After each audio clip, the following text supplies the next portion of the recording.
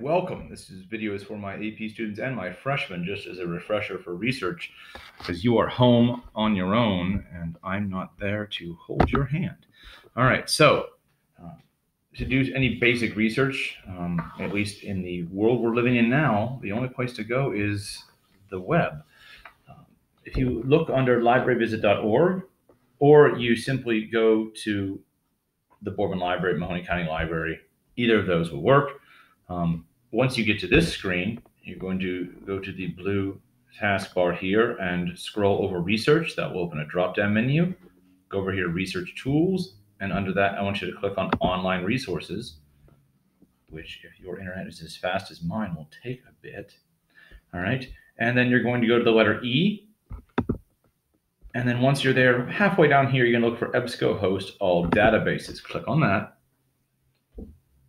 And it will possibly take you to a screen that is asking for your library card. If it recognizes that you're signed onto your Google Chrome school account, it should just take you here. If not, you need to probably call the library if they are even have anyone in there at the moment and get a library card or borrow someone else's. Click on EBSCOhost web here on the left, though, if you're with me at this point.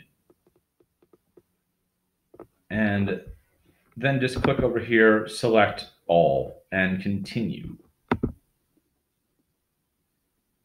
This should take you to your search screen, right? And you can just start a basic search if you want to, but you need to do a few things first before you do so. If you want to do an advanced search, if you've been searching for a while and you're coming across articles that you don't want, an author you don't want, a topic that is similar to yours but not what you want, and it's just wasting time, you can exclude fields here. You can search for a term at the top and then click here, and maybe if the internet isn't just against us all, I told you AI was going to take over, it will allow you to, there we go, have and, so you can do, I want these two things together and only together, or I want one of two topics, or I want the one topic but I don't want another. Like you're looking up genetics and you don't want Justin Bieber, all right, because you're really tired of articles coming up about how he's just a genetically modified organism, all right?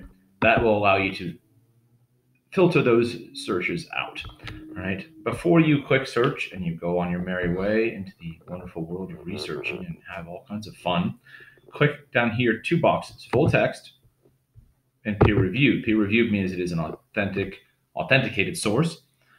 Full text means that you can get the whole thing. You do not want to be looking for non-full text articles that you have to pay for, or you can only see a page or two. You want the whole entire article. That way your research is going to be better off in the end. All right, up here, let's find a topic. Let's look under genetic. All right, and it gives you some options here, which I encourage you to explore depending on what you're searching. Let's do genetic modification. It's always a fun topic. Click search, and it should bring up hopefully a decent list of articles. It depends on what it is. 54,000. That's going to be interesting to sort through. You may want to narrow your search. But for right now, if you're doing some basic search, you simply want to just look through some articles, see what there is, see how you can take your broad topic of genetic modification down to something more manageable. All right, so you're going to see a few things. You see the titles, you see the authors, and you see that it's an academic journal. These are the sources you want, not the ones that say book review, not the ones that just say abstract. You want academic journals.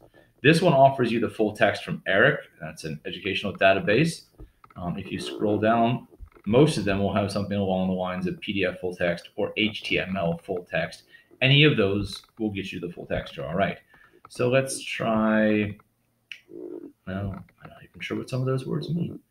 All right, let's do this. Genetic modification of pre-implantation embryos. All right, let's click on that. We can see we can get HTML full text and PDF full text from that. But let's click this first. And it will take you to a screen where you will see all the basic bibliographic information. So you can come back to the screen by clicking detailed record over here at any time. But you can see here that you have the title, you have the author, you have the title of the journal. You'll need to record that, the date it was published, the volume, the issue, and the page range. Those are all things you'll need to put on your Works Cited page. Take some time, copy and paste, or type them onto a document and keep track of those. You cannot save the article and come back to the article. By saving the link, you have to save the entire article. But even if you save the entire article, all this information may not be on the full article. We'll see what happens though. All right, so over here you have options. You can go to HTML full text or PDF full text. Let's just choose PDF for now. And before I go gray, which isn't likely to happen because I'm a ginger, it'll open up the actual article.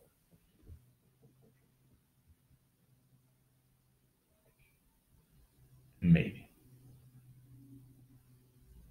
All right, so here we are. Now, you'll see here we have the author, we have the title, but let's scroll down to the bottom. Oh, you are in luck. This is a good article because it tells you that it came from this journal, this volume, this issue, and that page range. So if you have an article like that, you just simply save the article. You don't need to worry about keeping track of the detailed record for it. Once you have the article, I encourage you to scroll down through it, skim through it, find out if this is something you want to use. If you're looking for specific terms, you can go over here and you can use the find function, and you can look under certain words if you want to make sure those articles are mentioning certain things before you go ahead and save it. Once you know it's something you want, go over here to download PDF up here in the blue menu bar. You're not downloading anything to your computer, don't worry. Parents won't freak out. You're simply opening up a window with just the article on it. All right. Now you're going to go over here to the printer. You're not going to print the article. Do not print the article. It is multiple pages long and your parents won't be happy. All right. You're going to go under destination and you're going to choose save to Google Drive. All right. Not necessarily save as PDF. That will simply save it on your computer. Save to Google Drive. That means no matter what computer you sign into, you'll have access to it. So you'll click save to Google Drive and save. Once you do so, go into your Google Drive, search for PDFs. All of these articles will be saved as PDFs, and change the title of the PDF to the title of your article, and then make another folder for your research. Place those articles in that research, or place those articles in that folder for further use and perusal. All right, I'm going to cancel out of this. All right, so that's pretty much using Google to use EBSCO for basic search. All right. For journal articles. Again, if you're a senior, you'll need 6 of these. If you're a freshman, you'll need, I think, 3 or 4 of those. All right.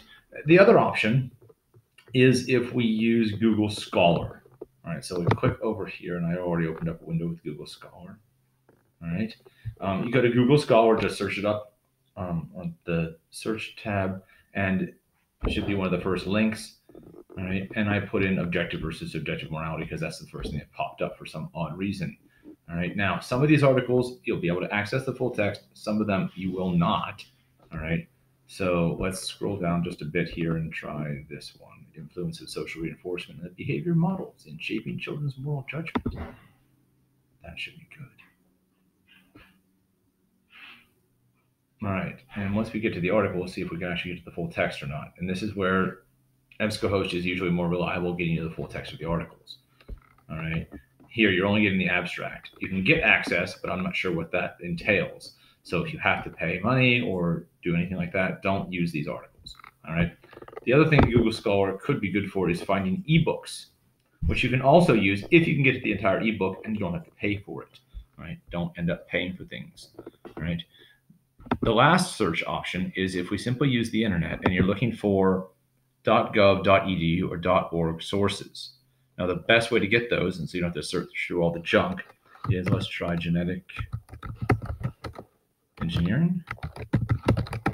All right, and if I don't want .coms, type the word site, colon, and I want all, let's say .edu. So I just put site, colon, edu. And through the magic of the internet, if it's on my side, all the articles that you get, all the findings will be EDU sources. Some of these will be journal articles. Those count, whether you got them from EBSCO or Scholar or here, it doesn't matter. Some of them will just be educational institutions, colleges, universities that are putting up articles here. You can use these again. That is just fine. All right, and that's basic research. I'll have another video on Boolean phrases shortly and how to use those and how to search with those. That's, I guess, a little fun if you are stuck at home and there's not much else to do. So signing off, I will be back with you